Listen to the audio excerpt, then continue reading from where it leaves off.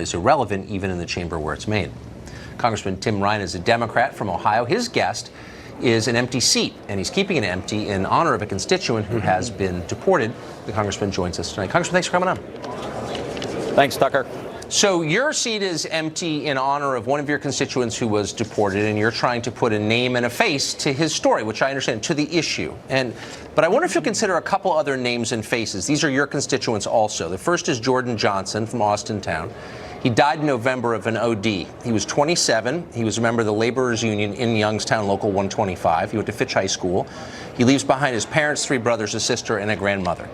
Randy Steeler of Youngstown died in April. He was 55.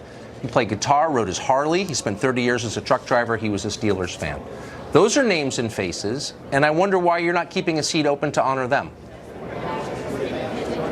Well, we've been trying to honor them with our work. If you're talking about the heroin epidemic that's been raging through places like Ohio and New Hampshire and West Virginia, we've been working real hard to get President Trump not just to declare it an emergency, but to put some real resources behind prevention and treatment. And what President Trump tried to do with his health care bill was throwing people off of health care so they would not have the opportunity to get the kind of treatment and recovery that they would need, Tucker. So you honor people through your actions, and yes. I want to honor Amr for sure.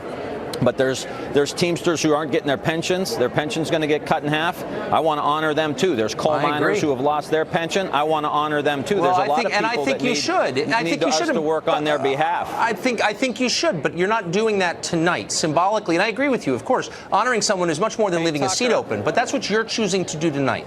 You have one seat open, and you're leaving it open for someone who's deported, not for the people losing their pensions or your constituents who've died, the thousands of them in Ohio who died last year of drug ODs, but for someone who was deported for fraud. Why is that? Hey, Tucker, you're talking about this issue.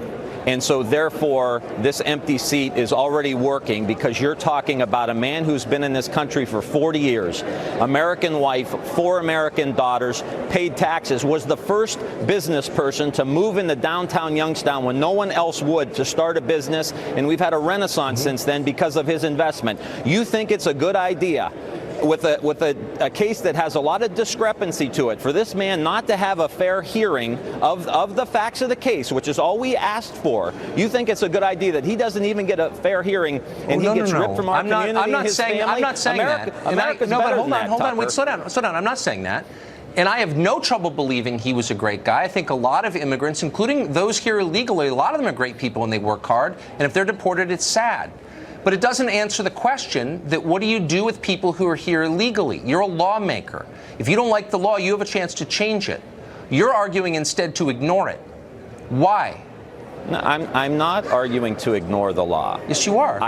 In this particular case, I was asking for this man to have a fair hearing of evidence in his case that nobody has heard, that would allow him to assimilate into the country. Yes. And this issue we're dealing with DACA and with the Dreamers was not an issue until President Trump made it an issue. And let me just say one thing, Tucker. This is not an either or.